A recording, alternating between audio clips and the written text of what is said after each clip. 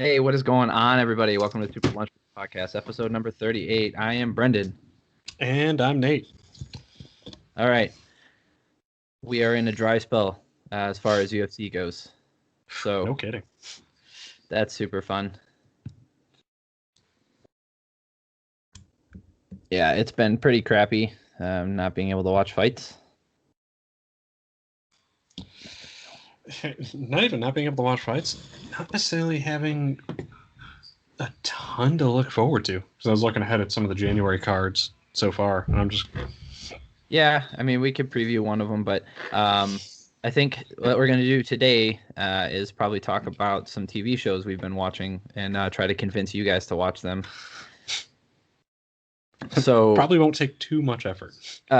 Just before we get into it, make sure if you're not subscribed already, please do that. Like this video or like the podcast on whatever platform you are listening it to. I'd really appreciate it.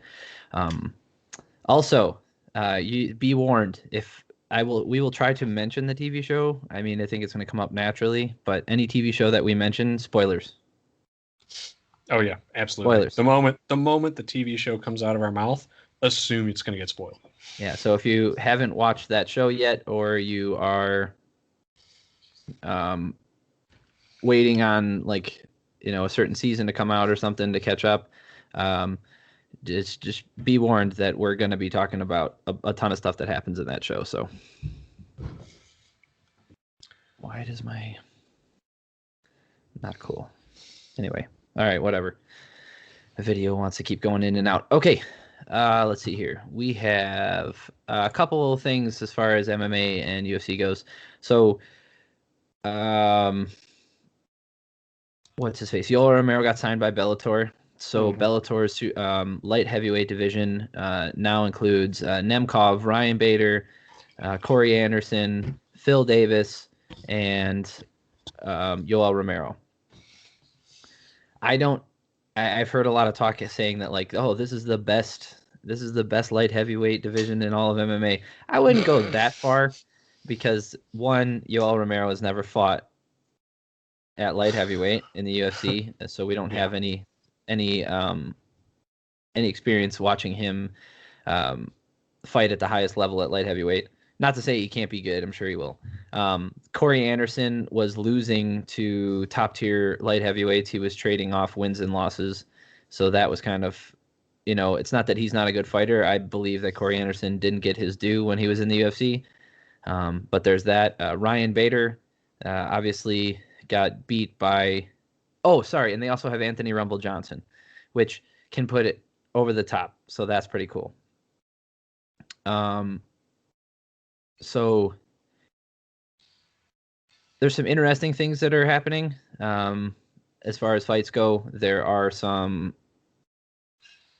interesting matchups that they have there, but I wouldn't go so far as to say that it is the best light heavyweight division. We are dealing with a lot of people who weren't in the UFC for loss reasons, and people who got cut or left because they didn't see a path to the belt. So we're talking about not necessarily the top tier in the world.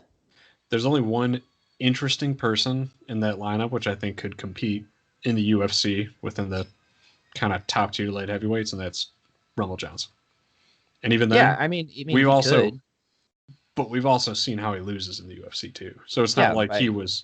If you are really good at wrestling, you can take him down. I mean, Ryan Bader tried to take him down, and then that didn't work out so good for him. But I mean, we'll see what happens. Yeah. It'll be interesting. Like I said, I'm very excited for Bellator going forward. I think it's going to be fun. I think it's been a lot of fun watching, the people in there both excel and just in general just be very competitive as far as top tier light heavyweights go. So it's been really cool. I agree. I'm always for more competition between the organizations and having good storylines and having things outside the UFC that are fun to watch. So I'm not mad about it, but I don't think UL going to Bellator's light heavyweight division necessarily makes it better. I think it was already as good as it was and Yoel joining that group adds another. It adds more name recognition, but I don't actually think it necessarily makes it more better or more competitive or No, it adds more another wrinkle interesting. to it, absolutely, and I think Yeah, that's what we're interested in as far as fights go is competitiveness and making sure that we see some of the best fights possible from any organization. So yeah. if that's the case, then that's what we're looking at, and that's awesome. I'm very excited for that. All right, this thing. Oh, okay, so I am dealing with a new setup here and dealing with some technical difficulties. All right, cool. Let's hope it doesn't go off again. All right. So that's enough MMA talk. We don't talk about that here very much. Yeah. I mean, we just Let's talk about dabble. some real fighting. Yeah. So the idea was to go over to lead up to season 3, which I have not watched yet. I just finished it, so I won't talk about it. Yeah. So the idea is to go over kind of recapping Cobra Kai season by season, but I think we'll just talk about it how it goes. Yeah. If we cover more than one season today, if we go into like 1 and 2, I'm not mad about it. Yeah. Oh, okay. So a show I just caught up on. Are you watching The Expanse? But I am a season behind. I know. I Poopers. love that Well, show, but we can still talk about that one. I binged. I caught up to season 5, and then I'm like, sweet, I'm gonna watch season 5, and then I realized it's doing the Amazon thing where they only release like a certain amount of them, and I'm like, poop. So I thought I was gonna have more. Yeah, I need to. I actually think I still have to watch season 4, so I'm like a season and a half behind. I got a little bit to go. Okay, so if you guys are familiar with the Karate Kid, you'll have a lot of background information about what's going on. But even if you're not, though, I will you can caveat still that watch it. there's enough flashbacks in it to pretty much catch you up on what happened in Karate Kid when it's important to know. Absolutely, you don't need to watch Karate Kid to be into the show or understand what's happening. But I will say that it does help because a lot of the things in the show build off of that and in a very interesting way. So instead of just beating around the bush here, we just talk about it. So the movie comes from the the point of view of Ralph Macchio, right? Who plays Daniel. So Daniel moves to the new city, and he likes getting picked on by bullies. Mr. Miyagi is his landlord, and he starts training karate so he can beat up the bullies. Blah blah blah blah. So it's one of those classic '80s movies where the underdog slash little nerdy kid gets to either beat up or get back at the school bullies. Yep. And it follows that entire storyline through Daniel's eyes. And it's a fine movie. It's not an award-winning movie, right? It's not it's not an Oscar movie or anything like that. It's just a very fun, 80s action movie with some of the most inspirational training montages, as well as one of the best storylines when you go back and watch it as an adult of Mr. Miyagi.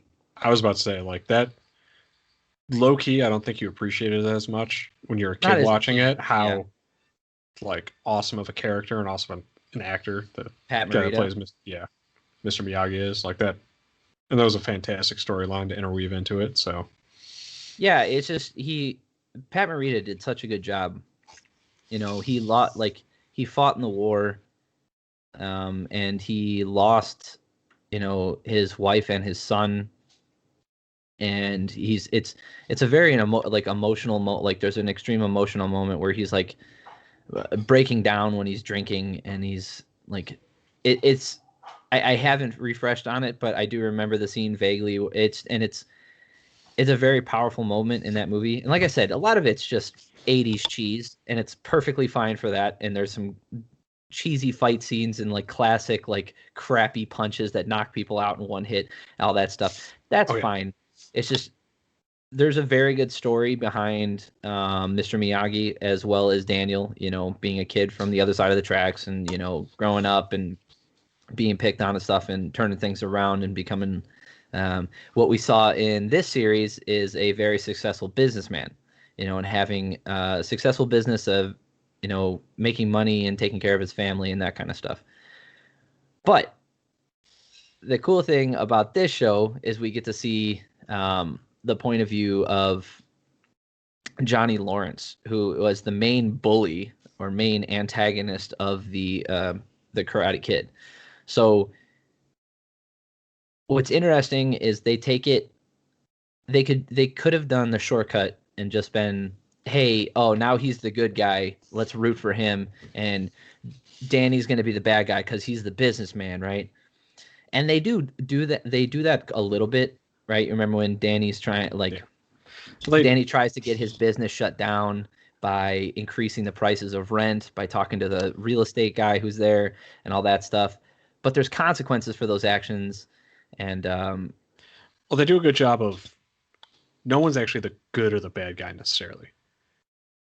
Exactly. Well, they add a level of sympathy and a level of complexity to both characters, and they have the conflict of push and pull between each of them, and the pros and cons to each of them, and you can make arguments at any one point in time who's being the good person, who's being the bad person in the situation. But overall, they're two characters that are both in their eyes trying to do the right thing.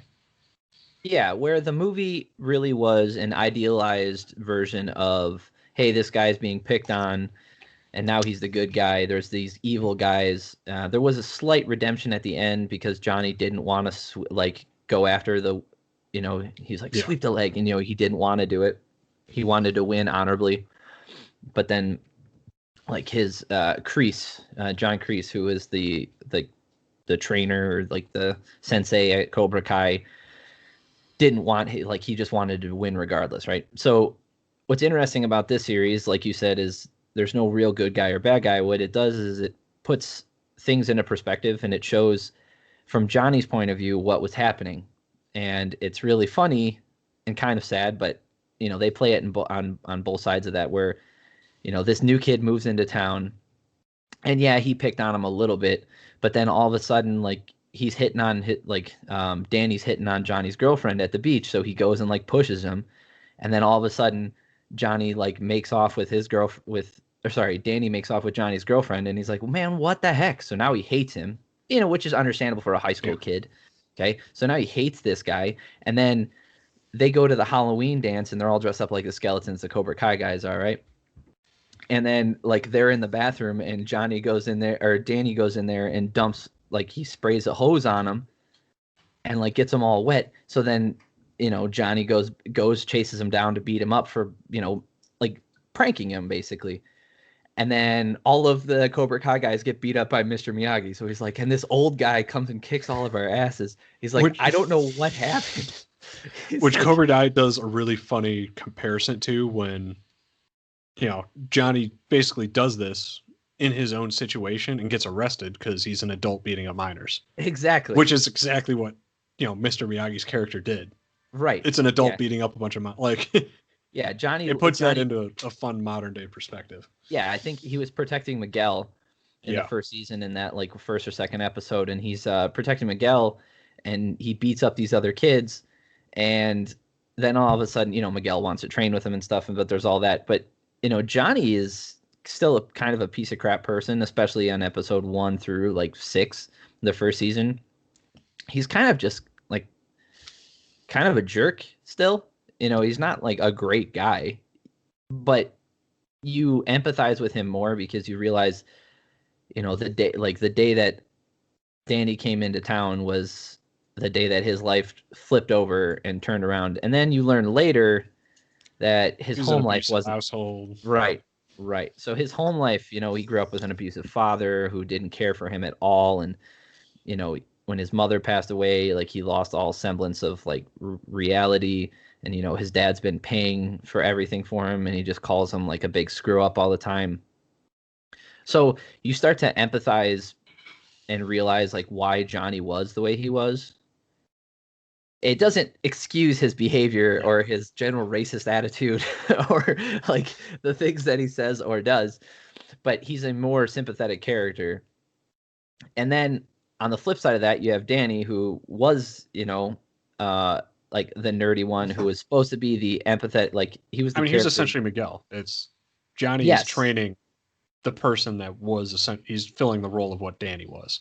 right, right. But the problem is like Miguel and Johnny don't have like a good relationship, especially early on. Like it's still kind of abusive, and he's just using him because he needs money.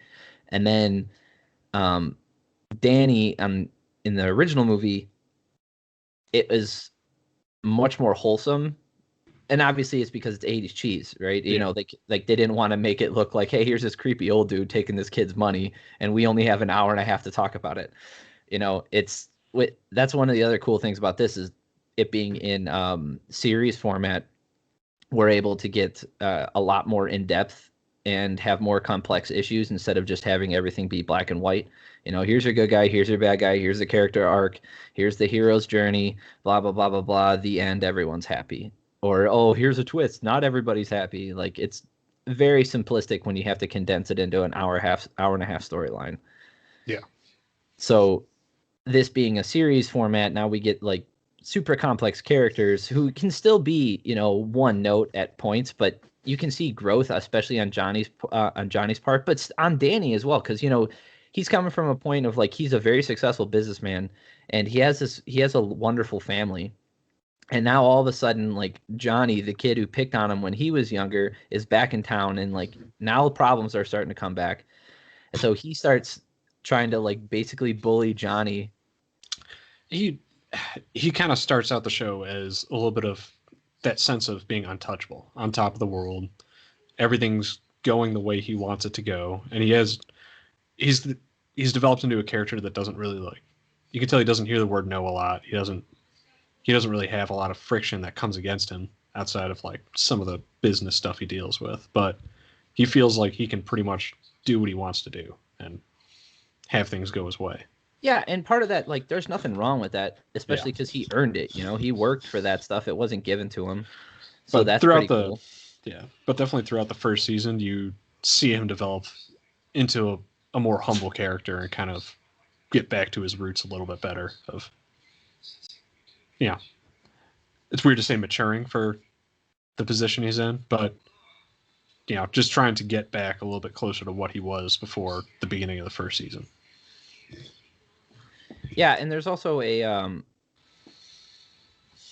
like I think we talked about this before on our unreleased one, but Johnny's wife is probably the best Danny's character. Wife? Sorry, yes, Danny's wife is by far the best character. The entire series into reality. Right. So there's certain points, like in season 1, where they're fighting, and she goes, really, we're gonna do this? Like, you understand that there's like consequences for your actions. You can't just like try to bully him, and like now all these other businesses are gonna shut down because you made their prices go up.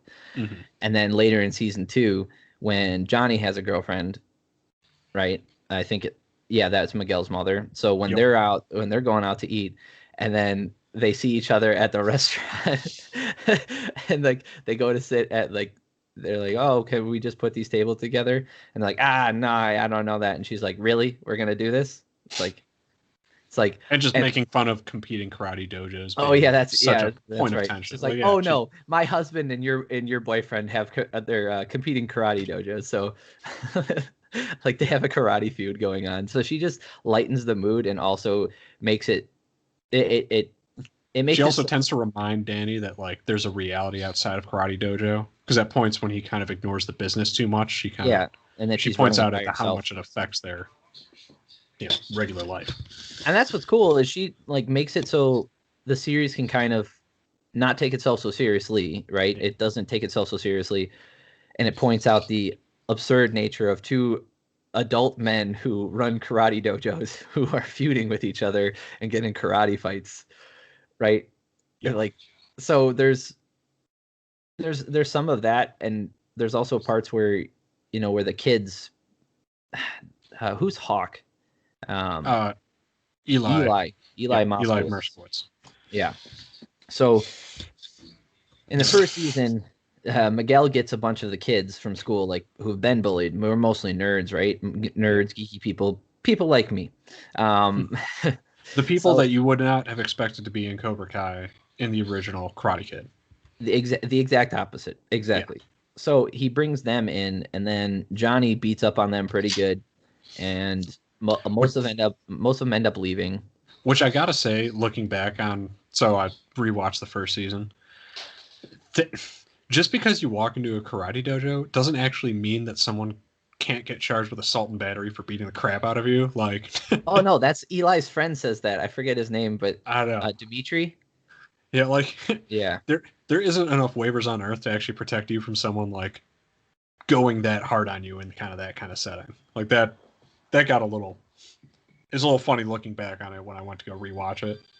Yeah, there's something crazy that you end up taking these really likable characters who are all like, again, super sympathetic characters, have been bullied and all that stuff, and then by the end of season 2 you turn them into total jackasses. Oh Like yeah, especially Hawk, where he's just like unredeemably evil. Like he just wants to kill everyone. the oppressed very quickly become the oppressors in this context. Yeah, Yeah. exactly. You end up with these kids who had zero power, and then you give them the ability to take care of themselves and punish others, and not necessarily take care of others. Like that's not their goal. Because Miguel has a little bit of that at the end of season 1 when he ends up winning the tournament. Which was And awesome. Like, yeah, it was fantastic, and he beats. So Johnny's so if you're still listening to this, I hope you've watched the series already. But fuck, for the Johnny love of has a God. son. Johnny has a son that he's not like really involved in his life very much, and he's a problem child. And then he ends up like his son ends up going to work for Danny at the car Which dealership. also, after rewatching it, of all the things that make Johnny an unsympathetic character, how little he was involved in this kid's life up until this point, like that's kind of, and I get he's kind of trying to find Well, a he path for tries, especially in he, season 2. He really tries to get involved in his life, and then he's getting shut out nonstop.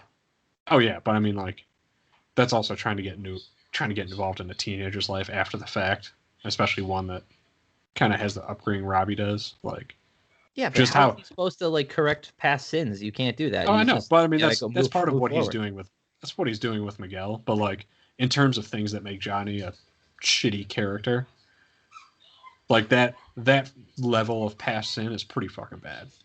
Like just kind of completely walking out from the moment he was born and just going, fuck it. Yeah, obviously that's Yeah. a mistake that he made in the past. It wasn't great, and like we see that his mom, what's his name? Robbie's mom, who Robbie Yep. is Johnny's son. Robbie's mom is just a piece of garbage, just a piece of Yeah. human garbage. Just she's a drug addict who has she doesn't care about her child at all. She does whatever she leaves him like to fend for himself, like, and whenever Johnny tries to get involved in his life, she just shuts him out. So Yeah. She's not a sympathetic character either. no, she's the worst. Robbie got the fucking worst of the worst as a childhood growing up. Robbie becomes my least favorite character because he's obviously a main part of the storyline, but his mom is by far the worst character in the show. Hey, Yeah. Kreese is bad. Like John Kreese is just awful. The original leader of the dojo, like he's terrible. Man, Especially, I am excited for you to watch season 3 oh goody. because you get. I'm not gonna spoil anything, but you get his backstory in season 3. The full I'm great. one. Great. I'm sure he had a rough upbringing too, and he found like redemption in his thing, and he's trying to help kids. I'm sure that that's true. Oh no, but definitely not that. It's just okay. Well, he's Yeah. a piece of human garbage as well, and he's one of the main characters in season 2 when he comes back. He But pretty much defines cycle of abuse as like how they kind of create that. Just the way being a shitty person and abusing people as a mentor just leads to more shitty fucking outcomes and more abuse as it cycles down. yeah, it never goes away. It's just going to end up repeating itself nonstop. It's just it's hard to imagine like that issue being fixed in this type of series where you end up with like I don't know.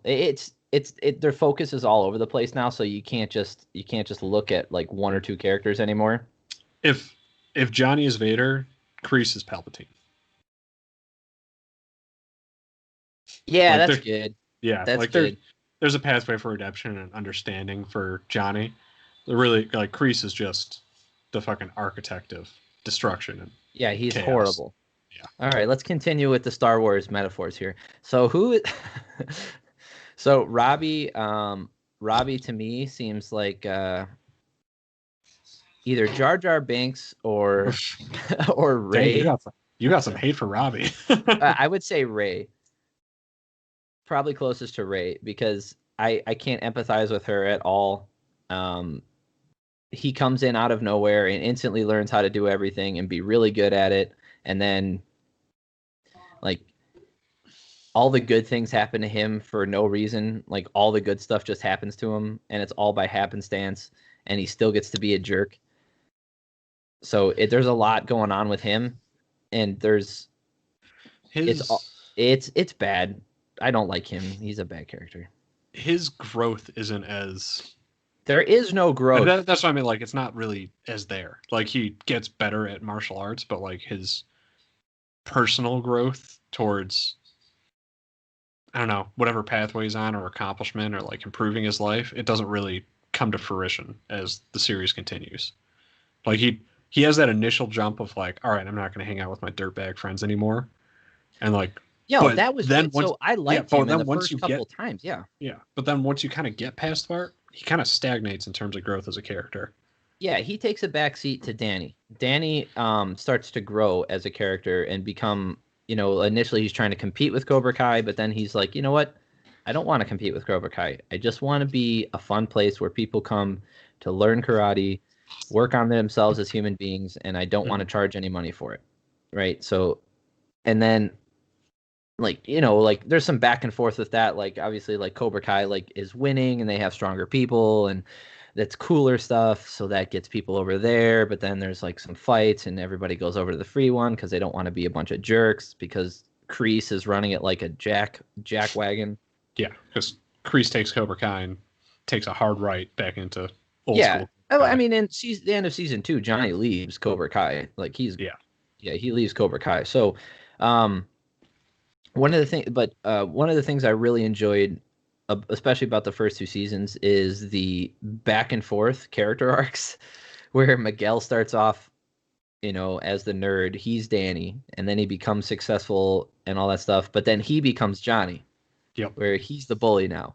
And then he goes back. He realizes like this is crazy. There's moments where he's like, I shouldn't be beating these people up. Um, also, his moral compass definitely takes over a little bit harder and like pushes back on the pathway that he started to get led down. Honorable mention for favorite character, Stingray, the older guy with a little chin strap. I love him. Like he's fantastic. Like especially when they go out in the woods and they're doing that competition, and like he hid in the ground and covered himself with leaves and waited the entire time for everybody to fight. And then Miguel and Eli, like Hawk, they have that huge fight, and Miguel ends up beating him, and blah blah blah. And it's a big moment. It's like, look, you're evil, and I'm better than you, and I'm the good guy. And then at the very end of it, Stingray pops up and gets him from behind. He's like, "That's what Stingrays do." Like, it's hilarious. It's so good. Yeah, he's a fun character, and that's another one of the things I really enjoy about this is it does take itself seriously in some moments. There's things that require gravity to the situation, things where you can't have a ton of levity because then it loses its value, like drug use, homelessness with Robbie, parenthood and those kinds of things within reason. Obviously, there's some jokey stuff with Danny and his son where he's trying to keeps trying to get him to do stuff and being active, and he's like, nah, I'm just gonna sit here and play on my Switch. So there's lots of stuff like that, but there's a good reason why everybody's doing something. It doesn't feel like it is story driven story-driven characters. It feels like the characters drive the story, and that's a big thing for Yes. me when I'm watching a show or a movie. Well, and there's enough of a reason for each like there aren't really filler episodes. Each episode is pushing either the story along or the characters along in a certain direction or a certain path. Yes, But absolutely. And dude, but it's so it's good. all this and every season is all meat, no filler. Like Yeah, you get everything every episode. It's always all right, ready to go for more. Like it's made to binge. Absolutely. yeah. And there's one of the best parts of that is the fact that you end up with a series that feels organic. Because when you have it happens a lot in movies. I'm sure while I'm talking, I'll think of an example. But when the story drives the plot, um, trying to think of a bad movie where the story drives the plot. Maybe like Matrix 2 and Matrix 3, where Yes. the storyline is in place already. Like the Wachowski the All right, I'm gonna throw you Wachowski out one. siblings The had a most plan. recent Star Wars trilogy. Okay, I didn't want to say it because I don't Yeah. want to just bash. I don't want to turn this into It's 30 not minutes about, of bashing on Star Wars. But but yes, it's not about absolutely. bashing it. But the Okay, characters did not drive it. right. It was, Okay, so let's talk about that. So when you have point A is the start of the movie and point B is the climax and the end of the movie, right? So you have those two defined. There's a lot of ways to get to that. Like you can start with that as your story basis, and that's a legitimate way to tell a story or to start writing a story. You know, like you have it where you know where you want to go and you kind of figure out where you want to start, and then you work your way towards that ending and try to make it organic. The problem is when you make it so that things happen in the story like along the way. You're like 10 minutes in this happens, 20 minutes in this happens, 30 minutes in they find this. it's a, oh, wouldn't it be cool if they saw this? Wouldn't it be cool if this happened? Right. And Yeah, like that kind of if it story was writing. just nods, if it was just nods to the old series, to the, you know, fans of the original trilogy and even the prequels, I know there's fans out there. I'm one of them. I don't think they're good movies. I don't think they're good movies. All right. I just like I like the movies. I don't think Have you they're seen good. the Clone Wars animated series? It's fantastic. It's the Okay, good. best Star Yeah, Wars thing ever. that's the best part about the prequels for me is they spawned the universe where that happens. Absolutely. But I also Yes. grew up with them. I was a child when I watched them, and I still enjoy watching them to this day. Like, I know they're not good. All right. It's like watching Ace Ventura. I know it's not a good movie, but it's funny and I like it. I don't care. It's garbage and I like it. So the new series, it's not fun to watch, right? Because the nods and like the callbacks drive the story, but they don't use And they're those not things. good. Yeah, I mean, obviously, In terms Ryan. of I like think callbacks Ryan. and yeah. Well, because Ryan Johnson, I think, directed the second one, right? Not the Force Awakens. Last Jedi. I don't know. The Return Yeah, of Last Jedi. is that Last Jedi? Yeah, because Rise of Skywalker was the last one. So they're not fun to watch. They try to be like there's a lot of political commentary and social commentary in there, which is that's fine if that's what you want to do with your storytelling. There's nothing wrong with that. But here's the thing: if you're gonna do it, you have to do it well. There's plenty of things I've watched that have that kind of commentary, and if it's done well, it's good. But if it's just done for the sake of doing, and it's not actually done in an intelligent, interesting, or unique manner, or subtle, like it's not good. All right, cool. You're just slapping me in the face with it. I have the perfect movie. What's the movie set in South Africa with the aliens that are like giant bugs? District 9. District 9. Perfect movie. That is the whole movie is political commentary. It's social commentary. That's all it is. It's classism. Yeah. And it's fantastic.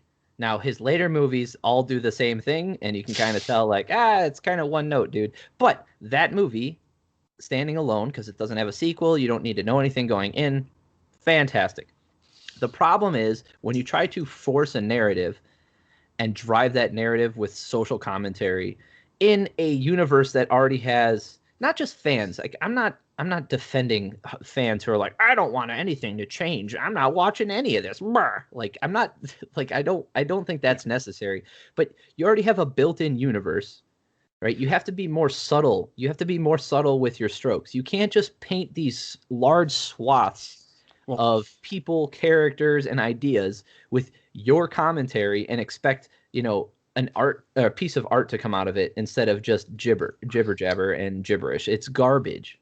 You also had, I think there was something else they were suffering from too, which made it a lot harder. You had an existing universe of fucking work around that time period. Like they've made it all legends or whatever. With the extended series, the extended, with the extended universe in terms of novels universe. and like, yeah, some of them are awesome, some of them are rough, some are better than others, but like you already had that established work to compete with, so you had to do better than that. Like you kind of already had that bar set, and you were trying to rewrite that whole era. And if you're not going to do better than it or try and do better than it, then I don't know why you do it. Because I don't think they tried to beat what was already out there. Here's what's cool about this is if this existed in a vacuum, right? And there were detractors and fans of this series, and the fans who often defend this, like, oh no, they did a good job and they did this really well and this thing, and they defend the choices of not only the characters but the directors and the direction that Kathleen Kennedy went with the series. It only works when the Mandalorian doesn't exist. Oh God, I know. Because you have the Mandalorian, which exists now. It was just made, and here the biggest difference. So Rian Johnson, I don't want to keep saying his name. With a fraction of the budget, and here's what I think is also one of the big keys behind it: without the movie producing infrastructure of Disney. Because I highly anticipate, essentially, how many hands and fingers and ideas were put into that pot also had a big negative effect on the movies versus absolutely TV series. Yeah, that happens all the time. It's like all the Fox superhero movies after X-Men X2, every one of them was kind of trash. Like Sony superhero movies, those are well, the Raimi first two were good, and he took blame for the third one. Raimi was like, "Hey, I didn't want to make this, but I agreed to." Like he said, like, I don't connect with Venom very well, and he's like, I don't really care about this character, but they wanted me to put him in, so I did it. And he takes blame for it. He's like, but I chose to make that movie. Yeah. He's like, I chose to make this movie, and I tried, and it just didn't work. He's like, I'd love to come back and do another one. So that's fantastic. Rian Johnson, on the other hand, so here's the difference between someone like him and someone like Jon Favreau, who's like the creative director of him and Dave Filoni. Dave Filoni, absolutely, yeah. But he's not. I think Favreau's hands are like all over. His fingerprints are all over the Mandalorian. Well, when you've seen the Clone Wars and Dave Filoni is involved, you can see how it all ties in and where his mythology kind of adds into so it. I guess I should have said that too. Think their fingerprints are all over this series. And what's really cool is we have a series existing now, modern day, and it exists in a time frame that was pre-established. It has brand new characters. It has old characters that they brought back. It has mythology that they've brought back. It has new mythology that is added to the lore. We have pointless characters. We have fun characters. We have tragic characters. We have everything. And yes, he has more freedom because, it's in a series format. So you end up being able to explore things in more depth. But if you know that you have an hour and a half or 2 hours or 3 hours to tell a story, and you try to shove 9 hours of storytelling into 3 hours, or stretch out 1 hour into 3 hours. And not just that, 9 hours of kind of mediocre storytelling. Like, well, that's what I'm saying is they tried to take ideas that aren't necessarily good ideas. Exactly. Rian Johnson came in with this idea that, like, I don't like any of the old Star Wars movies because they're all about the Skywalkers, and I want to kill all that lore off and start from anew. So what he does is he makes it symbolic, the entire movie. Yeah, a lot of really light-handed symbolism. Yeah, by throwing the lightsaber and then killing off old characters. Get out of here, dude. Like, he was so heavy-handed in everything that he was doing. hold on, you can get away with some of that, but you got to make a damn fucking good story or a damn good movie. And No, he didn't back it up with anything of substance. no, no, and he also broke physics in there, and I've gotten arguments about this before, but it's pretty well established that Star Wars is not science fiction by the strictest definition. Yeah. Definition. Science fiction is a realistic expectation or an artistic rendering of what the future could hold given certain trajectories and certain space economies. Fantasy. Let's call like science fiction to me is Star Trek, Alien, like those kinds of things. There's the Expanse. There's clearly an economy. There's real lives existing. There's people have jobs. Like there's a real world that exists in here, and it's not necessarily realistic. Isn't the word I want to use, but you could. There's a pathway. There's a pathway. Yes, you could feasibly draw a pathway from where we are now to what that looks like. You could draw a line from 2020 to 2120, right? Like that is a possible future. Whereas Star Wars is just a fantasy. It's set in space. Like it's Lord of the Rings. I was gonna say like Lord of the Rings is not trying. It doesn't set up an economy. They're not like, oh well, this costs 3 gold, but we don't only have 2 gold. We got to go get a job. Like they don't worry about that. They don't try to explain things in reality. They just like, hey, there's magic. There's dead guys that can move. Hey, look, there's giant flying things. There's giant things that look like elephants. Cool stuff. And yes, I know they're based off of books. I get that. But if you look at Star Wars, the original series, never once do they try to explain. All they say, like they'll put out numbers, right? You know, when he says how much they're going to pay Han Solo, they'll be like, how many credits is that? Like 40,000. I don't remember the number. And he's like, oh, well, that's a lot of credits. We don't know if that's a lot of credits. Like, how much does it cost for milk? We don't care. It doesn't matter. Like the people working in the bar, do we care that they have a job? No, they're just a set piece. That's just part of it. Like all of that stuff, it's okay for it to be a fantasy, and that's fine. Now, that was the problem I had with the prequels as an adult. Like when they start to bring metachlorians in to explain things with science, and they start to go into politics and things like that. I liked some of the stuff. Yeah. It was a little boring, and whatever. It's hit or miss. I don't care. There are ways to do it in an interesting way. And I think if you go back and if you watch the Clone Wars series, there's ways that they weave the political entanglements between them to where it drives the storyline forward, and it's part of the storyline. Yeah, there's parts in the prequels where it didn't necessarily drive the storyline forward, or it wasn't. Didn't get to explore enough of the world, and it was just explaining too much. Yeah. You know, it wasn't necessarily exposition because it wasn't always just people telling you what was going on, but it was almost like, hey, remember all that stuff that happened to the original series, like the original trilogy? We're going to explain how all of it happened, and that's it. Whereas the Clone Wars, they give you like character depth, and they explain how a character could become that way, and like the hero's journey or the villain's journey, if you want to look at it like that. It's more character based instead of just moments where there's like, hey, there's a fight here, like this has to happen.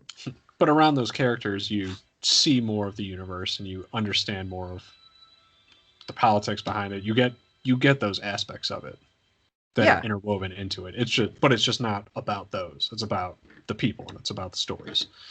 Right. So what I was saying is like Rian Johnson came in, and I like he made the movie Looper and Knives Out.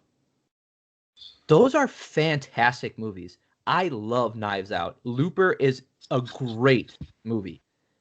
Okay, those movies are great. He's an awesome director. There's nothing wrong with like the way he directs in those cases. There's nothing wrong with his vision or whatever. But when he came into a pre-existing universe that already had things established, and he's like, I don't care about any of that. I'm gonna do what I want to do. It's like, you can't do that. It's the same reason why certain directors get fired from Marvel movies. He also walked into a situation where that had already kind of happened, though. And that's why I don't necessarily blame him as much.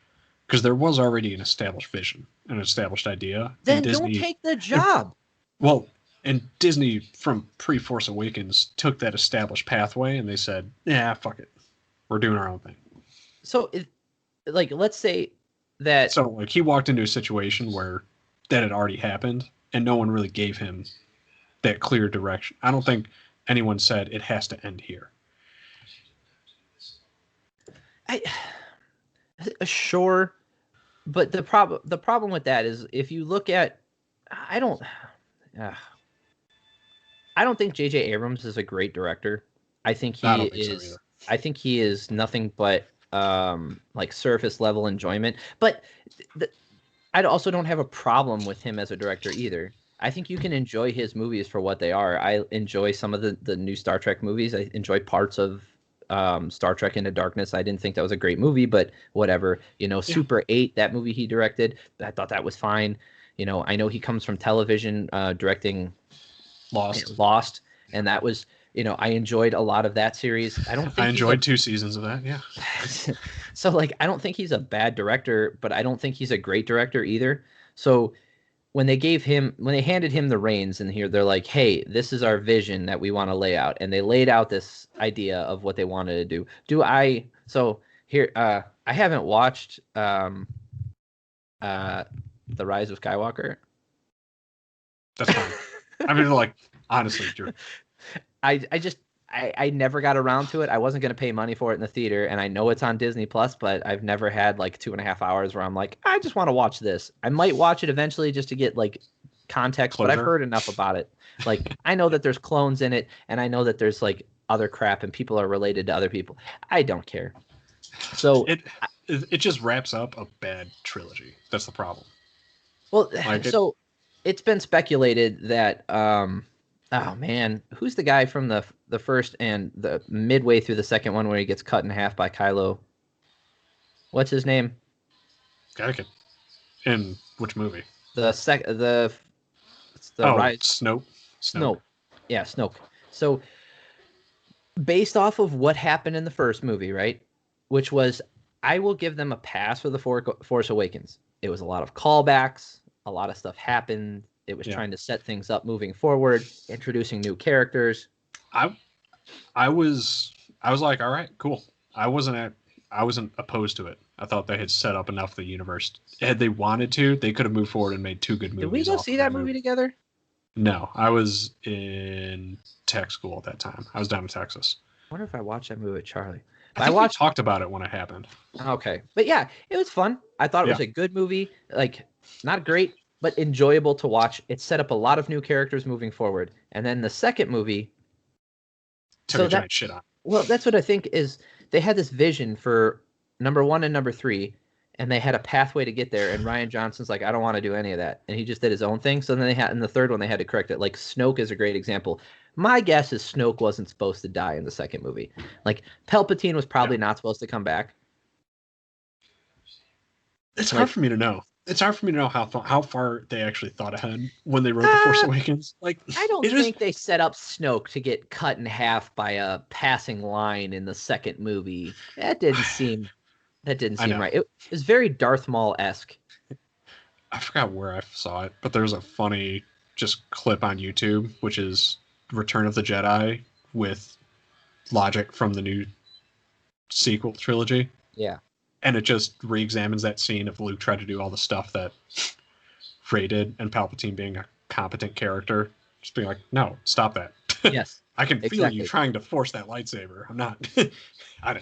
And so the way I think of it, and like, I'm sure there's someone who will correct me on this, but the way I think of like how the Force works is that if you watch the original trilogy, and then also the Clone Wars do a really good job, the animated series, and then even the prequels. If you watch how things move, it's not like telekinesis where you pick something up with your mind and you move it in a direction, right? Yeah. It's more of a push, right, or a pull, where you're willing things around that thing, like you're moving the air around it to pull or push things in that direction, right? It's a much more gradual. Like you're shooting, almost like you're shooting, imagine like a fluid, like areas of fluid, but imagine if you're doing it with water, right? If you were to shoot water at something, it's not going to instantly just go in the direction you shot it with. It's going to like accelerate and slowly move in that direction. Or if it was falling on you, it would be like slowed down until the pressure equalized. So that's the way I imagine it. So if you're strong in the Force, you can will the things around you and you can feel things moving around you like that. So if someone like Snoke could like he couldn't feel the lightsaber getting like moved around or that those two like thinking about things, like get the hell out of here. It was so dumb. Well, it's just all right. My biggest problem with that movie and why I think it was doomed to fail from the get-go, you created an entire movie around a slow speed, seemingly, I understand it's not actually slow, but pretty much a slow speed chase in space. Which all right, this is going to nerd out a little bit. From the perspective of anything that fucking makes sense, there's nothing that couldn't have stopped the First Order from destroying them in their entirety. Like I'm supposed to believe that the fucking giant ship that has all the fuel it fucking wants can't accelerate in space to catch up with that other ship. And even that, especially when you saw fucking whatever their TIE fighters swarming it, which I'm also supposed to believe, oh no, they're worried about losing 2 fucking TIE fighters. Yeah, I don't understand why they wouldn't just overwhelm it with fucking force and care about the numbers they're losing when that seems to be how they approach every, like, none of the actual setup for the movie made sense. You know like, what? I was stuck on that. No, that thing could have worked if there was, and I mean, I could name specifics for like an hour here, but when you watch a movie, for when I watch a movie, the worst crime it can commit is make me feel like I'm watching a movie. So if I feel like I'm watching something, right, that's a problem. And there were so many moments in that movie where I realized I was watching a movie. You know, there's if you have a couple things here and there, like when there's no banking in space. There's a great YouTube video on it, but spaceships don't go like this. That's not how they work. No, they push. Also, the fucking bombing run scene at the beginning. No, that's what I was getting. Hold on. So there's no banking in space, but if you watch the original trilogy, that happens a lot because it was based off of aircraft raids. Yeah. And that's what I'm saying. I don't need logic. You don't have to explain things to me because the story was interesting. And I don't care. I don't care that they're banking in space, that they're doing things that are technically impossible in space, or that there's noise in space. I don't care. It doesn't matter to me because it's not part of the story. But when you start to bring reality into it, and then all of a sudden you're doing a bombing run where gravity exists in your ship and gravity exists on that, but it pulls, but it doesn't because there shouldn't be gravity, not enough to pull that in that direction. And then also, but get stuck and then you're floating. And then it makes no damn sense. Like, why would you fall out of a ship? It seems like a absolutely giant technological step backwards from how everything that we've seen in the Star Wars universe up until that point. Like, it just seemed like, in terms of things that, like, in Return of the Jedi, we saw an A-Wing destroy a fucking Star Destroyer. Just crashing into it. So why would you need the slowest moving fucking ship I've ever seen in this universe carrying a bunch of bombs that explodes the moment it's tapped by another ship? Like, none of this makes sense that it would exist. Like, no, they had a bunch of set pieces that they want to put in place, and then they drove it with a bunch of things like, hey, racism's bad. All right. Very good. I agree. Yep. Yeah. So we can end that. Oh, no, we want to keep talking about it for another half hour? Okay. Hey, sexism is bad. I also agree. That's terrible. But we're going to keep talking about that one, too. All right. Hey, slavery is a bad thing. Fantastic. Do you guys have, like, a story you want to tell, or you just want to keep telling me that things that are bad are bad? Because that's all that movie was. Like, hey, slavery, that's not good. Yes. Yeah, no shit. Yeah, I agree. Are we gonna like explore like these slave situation and see how like it is? Oh, we're just gonna refer to like the secondary characters that we're following around. We're gonna refer to them to being slaves before. That sounds like an interesting story. You're gonna explore that? No, we're not. We're just gonna mention it and pass. Oh, okay. So, and if I were to like sitting in the writers' room, if I were to improve it, I would say first off, right off the bat, get rid of that whole fucking bombing run scene at the beginning because it was stupid. And also, instead of it just being a slow speed chase, actually make it a fucking chase through light speed. Yeah, Have it that would be have to been where fine. they are hopping from point in the galaxy, and they have a certain time until the other ship is able to calculate where they are, Also would have been and fine. have them essentially chase each other. And then you actually get an excuse for seeing more set pieces and trying different things as they're on this Sure. fucking chase through their universe. Yep. And there's the Mandalorian does such a good job. Yeah. Like even the bad episodes of Mandalorian don't ruin anything. Yeah. Like you never come away from it. You're like the worst episode that I can think of in my head. I can't remember exactly what happens, but all I can remember is a feeling of watching an episode. And the worst thing I've ever felt watching that show was, eh. Well, Mandalorian Like, also accomplishes something which is important. You buy that the villains are capable and competent of carrying out what they're trying to do. You buy that the villains in Mandalorian, first of all, deserve to be there, that they are in some way fucking intimidating or capable of carrying out something horrible, yeah. or just accomplishing whatever they're trying to accomplish. I did not buy that for a second in the sequel trilogy, with who they presented as being in charge of that whole operation. No, they just laughed them off as a joke. All of them. They made their villains so comical that I was like, all right, there's no stakes here.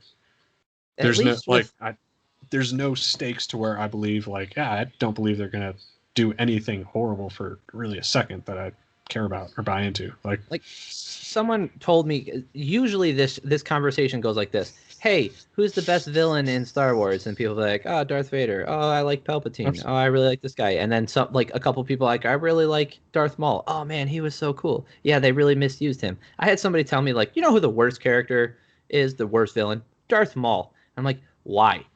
Why is he the worst? And I was like, you can't use the story to explain why he's the worst villain. Count Dooku's the worst, by the way, in the as far as prequels. If you're going pure movie, trilogy. Yeah. So, do you know who's also one of the underrated bests and what I think sold a lot of the original trilogy too? Tarkin. Yeah. You had a person that you bought, but you bought him in that role. Yeah. He had gravitas. You saw his demeanor. Yeah, exactly. He came across as, all right, that guy's a fucking admiral of a fleet. That guy commands respect. That guy is capable of carrying out some horrible things. And when he blows up Alderaan, it's him doing it. It's him running the order. It's him carrying out that. Like, all right, I buy it. I've bought into what the Empire is capable of. Yeah, the new trilogy is there was no Tarkin. There was no one that really had that. No, the new trilogy is a bunch of like YouTube meme people.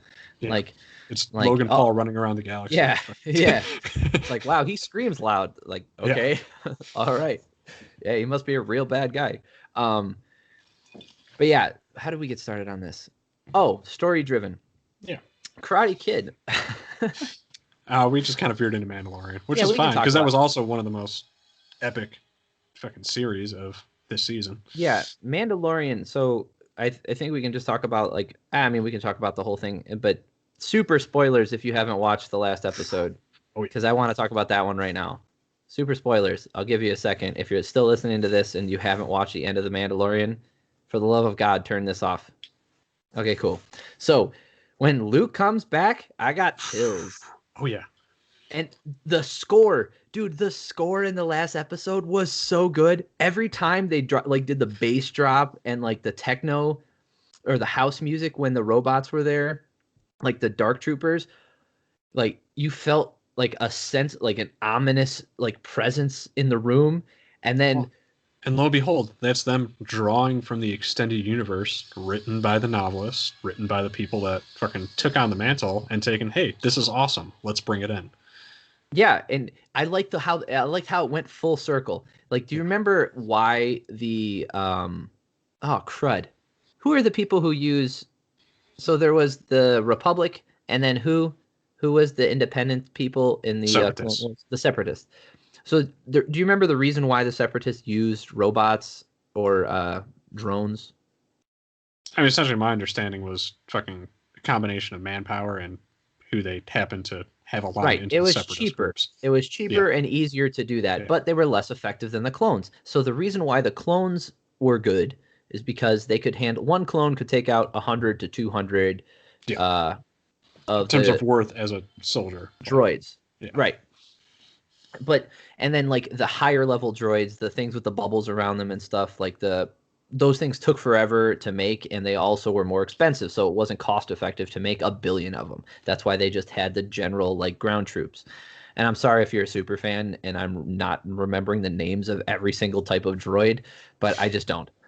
So what's cool about that is we got to see like, oh, hey, droids are old news, the clones are what's next, right? And then we also know that the clones became stormtroopers, Yeah, right? we The got clones, phased out for stormtroopers. right? But Yeah. clones age very quickly. So the clones aged out, and then what did they have to do to make more stormtroopers? Draft people, Yeah. enslave people, right? They had to take people out of their houses and Make put it them in. also make it the only viable option to getting a fucking job or being a part of the system. Right. Yeah. So you're basically taking a bunch of people who don't want to be this. They're not trained professionals. These guys are not like this is a conscripted army that's not going to be very effective. There's a reason why like the clones were good at shooting, and then the stormtroopers were not. Is because like it's a bunch of ding dongs who were plot like armor.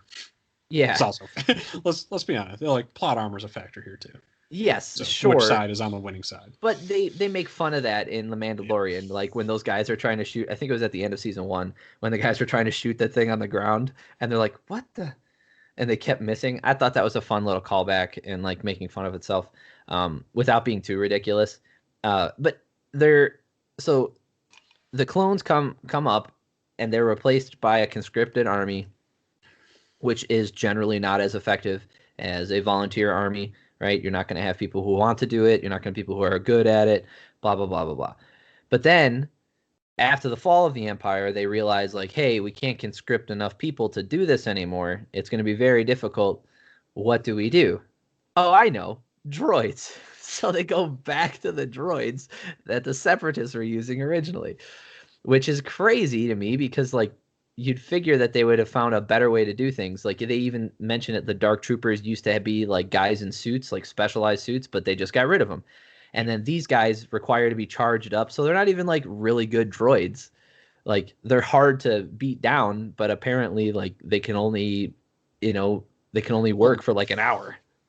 And and if you actually get back into a lot of like the legends kind of lore behind why they ended up existing, like they were never meant to be a full replacement. Think of it like having an armored, like a tank that goes along with it. So it was supposed to augment stormtrooper corps, so you kind of had to blend. And then you just had something that was horribly impossible to take down and could draw a lot of firepower.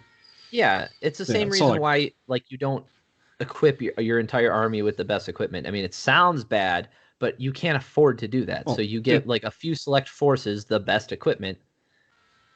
And like you want a blend of things to cover down on all the different ways that battle. Like it's like monocropping.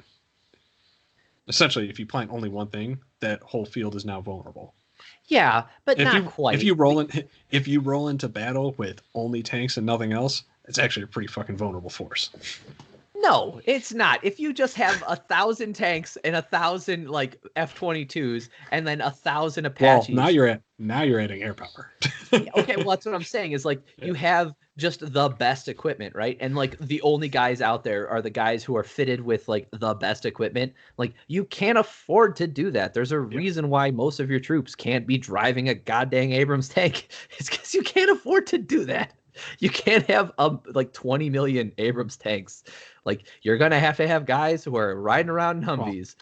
Well, How we do it? Can't go in a house, so it can go through the house. Don't you give me that crap. Like a house is gonna stop a tank. It's like depends on your goal. There's a bunch of bad guys somewhere in those houses. Okay, just run them over. I understand collateral damage. I know. It's a joke. All right. Not that the Empire would care. No, of course not. Exactly. Yeah, back to the actual Mandalorian. Yes, my other favorite part about Luke's scene coming back, which I wasn't 100% sure if they were going to do it, but then once he went up the elevator, I was like, oh sweet, they're fucking doing it. Hallway scene. Oh yeah, So when he it was was a choking perfect people. parallel of the hallway scene between him and Vader. And I went back and watched the hallway scene from Rogue One, and it's incredible how much they mirrored them and like added a bunch of little things in there to kind of blend them together. And especially because the last person that Vader kills in the hallway scene, he force chokes them, and Luce finishes that scene crushing the fucking droid. Yes, So essentially, almost the exact same way. So it was just an awesome little Easter egg and way that they kind of laid that out. it was also nice to finally see Luke as a competent swordsman. Yeah. You know, like the prequels get a lot of hate, but to this day, I don't think I've seen a better lightsaber duel than in The Phantom Menace, in live 100%. action. Right? Yes, there's a lot of flowy movements and extra movements, and is it proper battle? Probably not. Is it good fight technique? Also probably not. I don't give a damn. The Fucking score, awesome. the Duel of Fate score that's going on, and watching Darth Maul just like go at it with these two trained like assassins essentially, and he's holding his own, and then he kills one of them, and then he gets cut in half. This stupid thing. George Lucas, you killed my childhood with that one. Darth Maul was like, he was my favorite character. He's I so know. much fun. Which is also why the Clone Wars is amazing. I They bring it know, back. because there's a reason why he And came they back. do him Like, justice. yes, finally.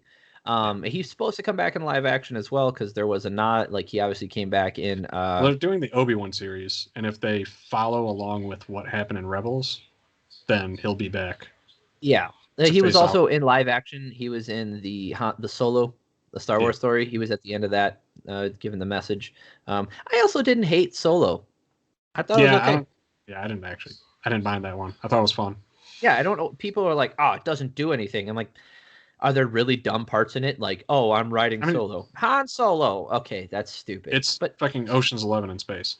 yeah, I liked Like how he met. I like how he met it's a heist Chewie. movie. It's a Star Wars Yeah, heist movie. That's that's the point of it. I like how he met Chewie. I thought that was fine. I liked the plot of the movie. It was you know, was it saccharine? A little surface level. Sure, I don't care. It's not a main arc, and they don't want to mess with the lore too much. It's a Fine. space Fast and the Furious movie. Cool. I like those movies. Like, Exactly. we're good. That's what I mean. Like, And so do a lot of people because Fast 9 or which one? Fate of the Furious, whichever number that is, did grossed over $1 billion at the box office. So, yeah, a lot of people like that type of movie. But there's a moment in that where Luke, the music that comes, the score that comes on, the music that's playing when Luke is going through the hallways, and then he comes up and he exits that elevator. Like I'm getting chills now, and I don't even remember how it sounded. It was fantastic seeing him just melt stormtroopers, just like, or the dark troopers, just walking through them like they're not like they're paper.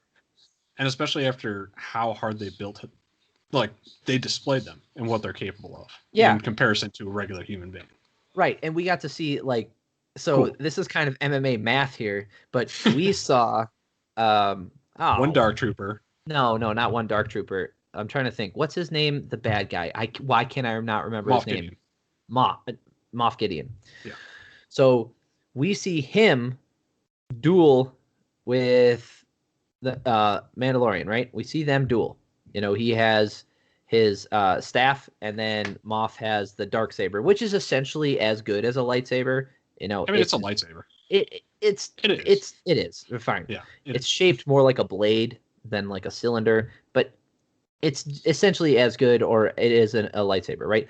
So we see a guy who duels with the Mandalorian and obviously loses because he's not as skilled, but like how menacing he is. And then we see the Mandalorian barely be able to beat one dark trooper. Okay, so MMA math here. Yeah. So then we watch all the dark troopers just get melted by Luke. Just annihilated. Like, not even close. If Luke came back and he really wanted to like mess some stuff up, like Moff Gideon gone, all the stormtroopers gone, all the like anything in the universe that we've seen so far gone. Everything is just gone if he wants it to, and I love it because he doesn't want to do that. He doesn't want to be involved in it, and it adds depth to the story. It adds more lore to Star Wars than there already was. Like, we knew he went away because of the new trilogy.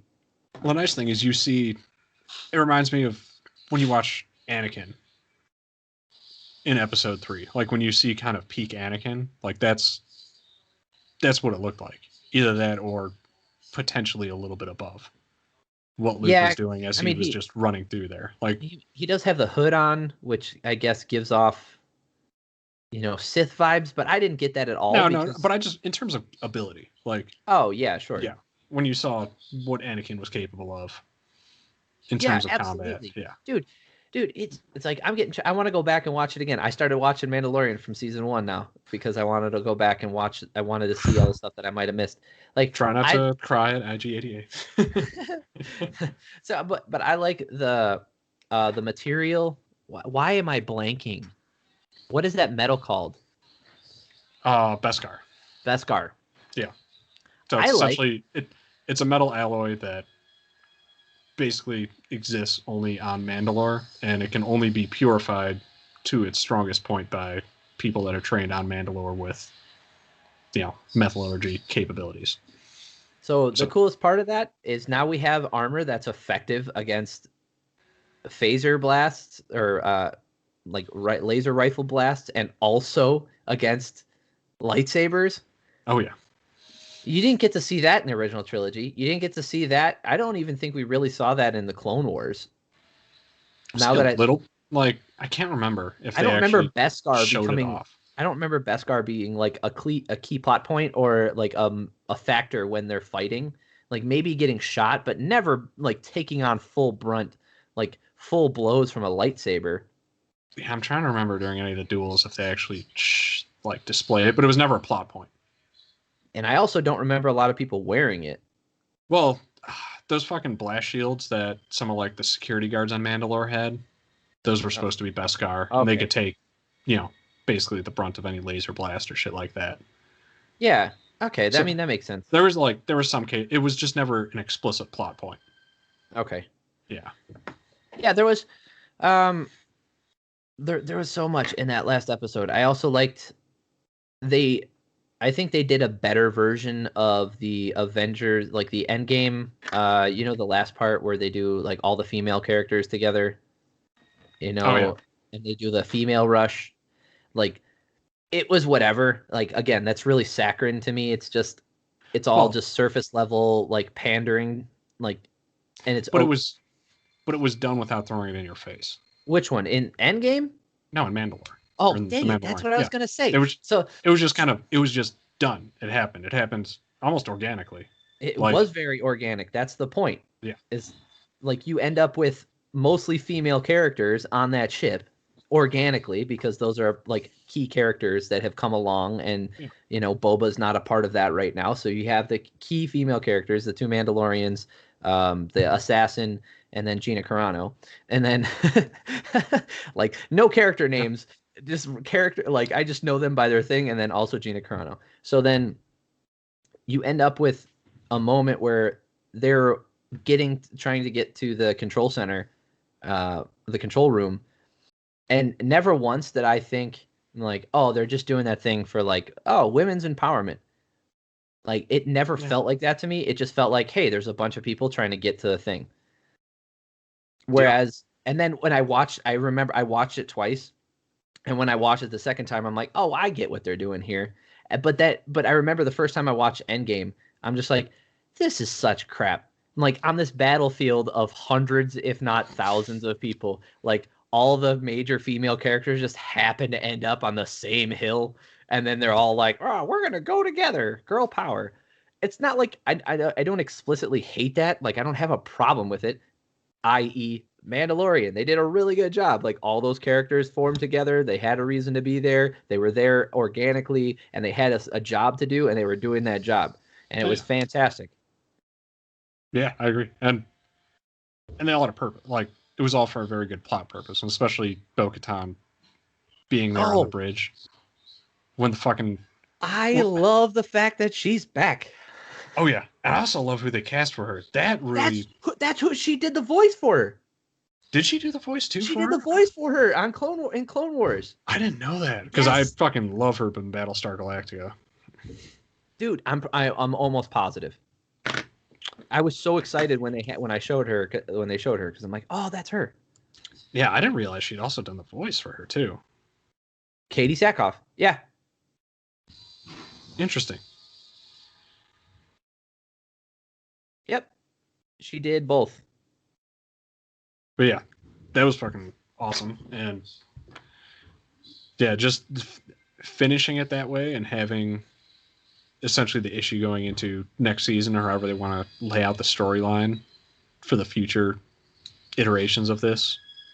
Like, they've set up very interesting conflict between the two. Well, I also like how they set up new stories. So, like, you can have a you can finally, for the love of all that is holy, how good was that fucking episode when they brought him back? I'm so glad that Boba Fett isn't just a wandering dunce.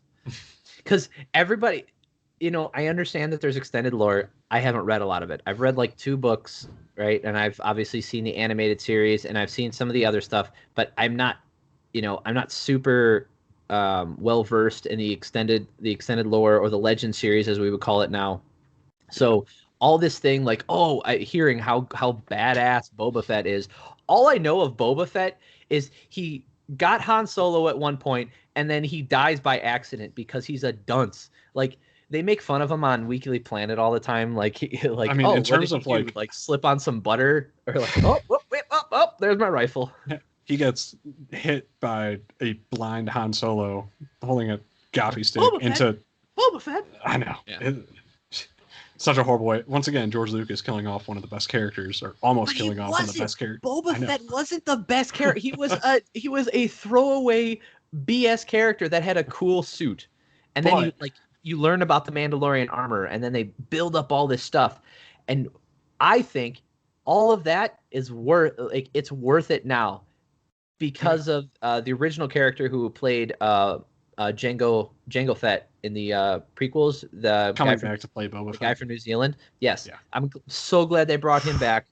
When I saw him fucking in the desert on Tatooine, I was like, oh, thank God, they did this right.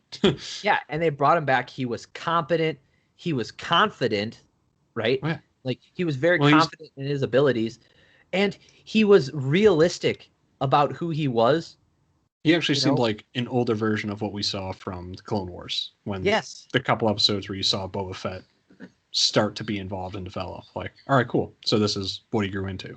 Yes. Like, this is now a story arc that makes sense for that character. And because of that, like, we saw him die, essentially. Obviously he didn't, but we saw him die on screen as a total doofus. And then we have this buildup of the Mandalorian lore, and we learn about all these things. And then it all comes around because he's not Mandalorian. He's a foundling, but he's not even a foundling, right? Like the Mandalorian, like the main character of the Mandalorian. His father was either. A foundling. His father was a foundling, and it was his father's armor that he took. That armor does belong to him, And I think, like, obviously it was planned out, and the character, the not the warden, oh, darn it, Timothy Oliphant. Earlier in the season, remember when he plays like the sheriff? Is that his character name? I forget his character. I can't remember. It's something to do with that, like the sheriff or the warden. I don't know. Doesn't matter. He was wearing Boba Fett's armor, right? And like we were expecting, maybe that was Boba Fett. But the best part of that to come out of that episode, obviously, was the giant dragon that they killed. Super cool. The crate dragon. Yeah, so freaking cool. Like, once again, amazing callback from people that pay attention to the rest of the universe, because that was directly. I don't know if you ever played Knights of the Old Republic games. Once. All right, so that was the fucking essentially the main plot point when you go to Tatooine in that game is like you have to get past the crate dragon. So they basically brought that entire aspect of Tatooine back from that game to that episode. Well, they also brought back I would say it's a throwaway line, but they do such a good job putting it in there. Remember when he goes like, "Where is the crate dragon?" Oh, in an empty Sarlacc pit. Sarlacc pits are never empty. And it's like, oh, he ate it is if you eat the Sarlacc. It's like, oh, okay, I get it. Like, and then because it's Boba Fett and all that stuff ties in, so amazing. But the coolest part of that episode to me, like as far as like connecting the whole series goes, is how he acted when he saw that armor on Timothy Olyphant's character. He was like, give me that back, that doesn't belong to you. Right? That's not yours. And he's like that with Beskar as well. Like, obviously, he wants the Beskar back because it belongs to Mandalore. But specifically that armor, he's like, that doesn't belong to you, give it back. And then he takes it from him. And then he won't give it back to Boba. He won't give it to Boba. And then he learns the story. And then I like how it brings like depth to that armor and what it means to have, you know, to be a part of like that system and be a part of that culture without just outwardly saying constantly like, you know, it wasn't just exposition in your face. It was, give me that back, that doesn't belong to you. They don't have to explain like, you know, only Mandalorians are allowed to wear that armor. You're not allowed to wear it, so I would really like to have it back. And if you don't, we're going to get in a fight and I'm going to shoot you. Yeah. And they balance it out when they bring Bo-Katan's character in, and you learn more and understand that how the Mandalorian brought up wasn't even traditional Mandalorian. Like, no, he was brought in. He's essentially in an extremist cult. Yes, which is fantastic. Which makes so much more sense as. Yeah, because in the Clone Wars, like they took their helmets off all the time. Oh yeah. I was like, why are they always having to wear? Why is so much different? And then once you give it the time to develop, and you know, more is explained throughout the series, and you know they start to tie things in. Like it's, you know, there's no like. There's some quick satisfaction, but everything kind of slowly comes out as you go through this series. Which ties in to two moments in this season. First one, not as impactful, but still impactful because of all the circumstances and everything they've set up. When he's with Bill Burr, who I love, by the way.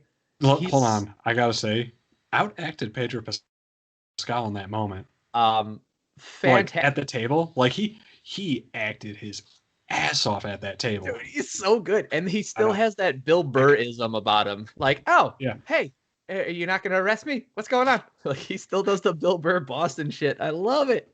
Yeah, but Space Boston. Where are you from? Space Boston? So at that point where, like, they need to show his face, like, he has to take off his helmet to use it. And he's like, Bill Burr's like, I didn't see your face.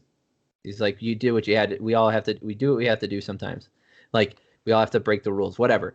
I love that moment, and that was kind of a filler episode. Like I fell asleep during it because I normally wake up really early, but I fell asleep, and then I watched it the next day, and like Ashley was like, "Hey, it's just a filler episode. You didn't miss anything," and I was like, "Okay, but I'm gonna watch it anyway." And I watched it, and I'm like, "Yes, she was right. It's mostly filler, but." It got the story along. It moved things around. There were important plot points, and he took his helmet off. Also, two other big things, which I think were hugely important in developing the Empire remnants at this point, or just having a little bit better understanding of the Empire. You saw them get treated like heroes to the Empire when they made that return. Like you saw that kind of like camaraderie and joy. Like it wasn't just all hard ass stern, like, you know, no, everyone's a fucking like evil robot. Like people. You actually saw like, yeah, this is what it would really be like in that type of, you know, combat situation. They get back. They needed that fuel in that station. Like they get treated like, oh, you guys fucking kicked ass. Like they actually get that hero like welcome. People had a job. Yeah. You know, it's not like everybody is Hitler. Yeah. Right? But then on the flip side of that, when Bill Burr is sitting at that table and recounting. Oh yeah, that was Operation. So good. Yeah, essentially recounting when the Empires just started torching cities after the second Death Star blew up. Yeah, and then they sent a bunch of people in there was a massacre on both sides, and Bill Burr lost a lot of his friends. Yeah, and he just straight up shoots him. Yeah, I was like, yeah, this is awesome. Yeah, you bring that level of like what some of the people that were involved in the Empire had to experience in terms of fucking that human loss on their side. Like it was just interesting. Like it was a lot of awesome depth that they brought to the Star Wars universe in general, even though it was just a filler episode. Like those kind of subtle things that they put in. The last moment not it was the last moment of season 3, but it was one of the last moments when Grogu, Baby Yoda, reaches out and touches the Mandalorian's helmet, and then he's like, he takes off his helmet so he can finally see his face, because you realize that he's never seen his face before. If you go back and think about it, Grogu has never seen his face. Yeah, theoretically. So he's never seen his face, and he doesn't know what he looks like. So he takes off his helmet so he could finally see him, and he touches his face, and you're like, oh man, this is heartbreaking. But something super positive out of that, obviously Grogu's not dead, so that's super positive. But we now get to move on from that storyline, and it can be involved later on, but it doesn't have to. You have Boba Fett, who can have his own series. You have Katie Sackhoff, and you also have Grogu, who is theoretically still alive in the Star Wars universe, no matter how far forward you go. Yeah, that's true, because they live. You can go hundreds of years. Yeah. So you can go 200 years in the future, and you still have Grogu now. I'm just wondering where he came from. Like, I wonder if they just picked him up from Yoda's homeworld, or if it was Yoda and Yaddle's son. You know who Yaddle is, right? Yeah, she was from Phantom Menace. Yeah, in a panning shot and never mentioned again. Yeah, and like there were some special circumstances, I know, at that time period in the Jedi Council where I think Ki-Adi-Mundi had like wives and shit because his race was almost extinct, so he was allowed to procreate. Oh, so maybe that's part of it. Yeah, so like theoretically, if Yoda wanted to, he could have, since they never really explain the origins or why his race is so rare. Yeah, I mean, that's true. I hope that they explore that and don't do it in like a throwaway type of deal. Like, it's crucial to who he is, and then or they and R2 recognizing him was also awesome. And who recognizing him? R2 recognizing him. Oh yeah, because he would have been at the Jedi Temple at the same time. That's true. That's super cool, because this takes place. This takes place after the original series. Someone timelined it back, and essentially Grogu would have been there around the same time Anakin got there. Oh, okay. He would have first gotten there around the same time Anakin got there, I think, if I'm remembering that correctly. Yeah, okay, that makes sense. Yeah, so like that moment when Boba Fett goes in and kills Jabba's henchman, I forget that guy's name, and it doesn't matter. He just the guy. Also, when you become a gangster and the leader of the Hutt clan or whatever is going on over there, do you just become fat? Is that's part of it because you just eat so much? I don't know. That was the move. But he was just this disgusting blob, and then just gets there's oh, Boba.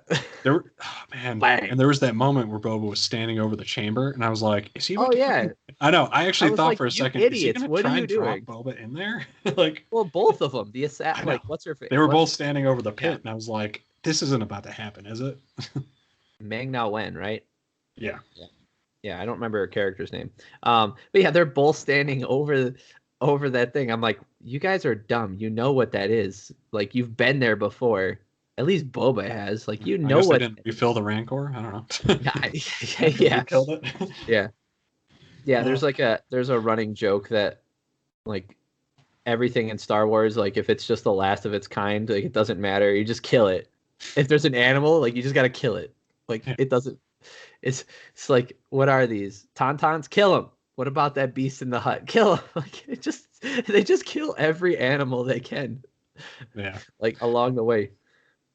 I don't know. Oh, Freight Dragon. How many are left on the world? Probably this is the last one. Let's kill it.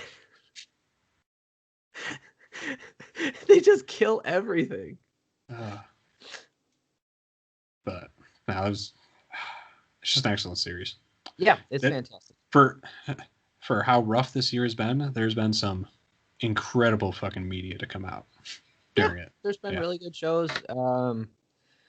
Let's talk about watch the last season of The Expanse. I'll watch the last season of Karate Kid or Cobra Kai. I'll watch the last season of that.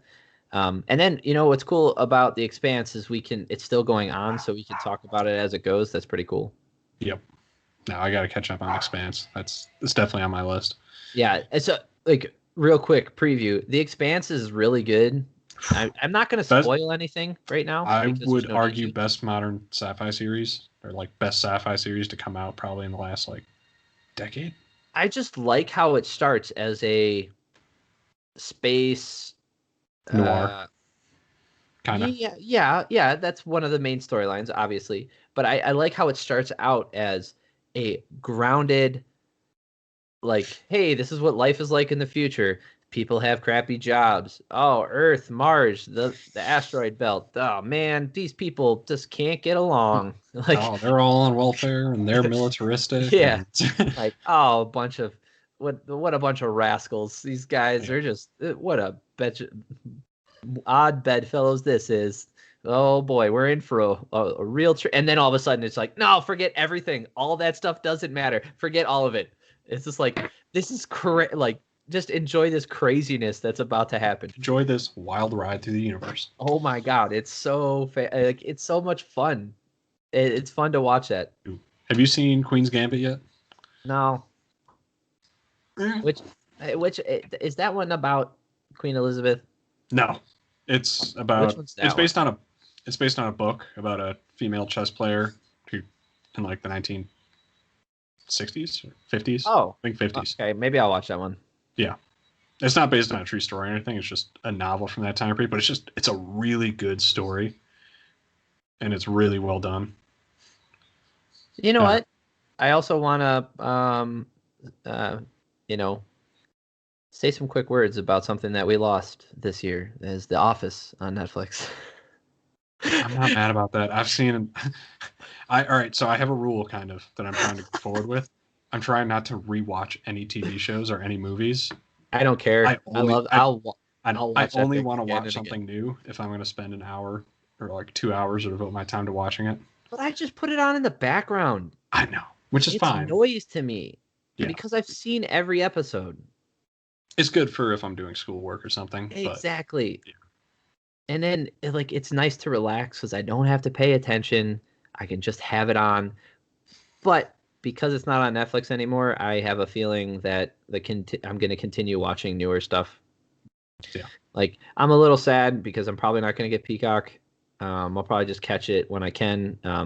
Although NBC just released a bunch of unaired clips on YouTube, which is pretty cool. So like a bunch of unseen footage. So I've been watching those. Those are pretty fun. Nice.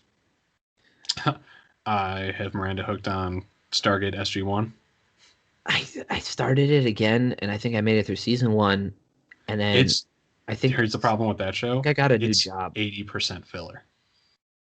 That sounds about right.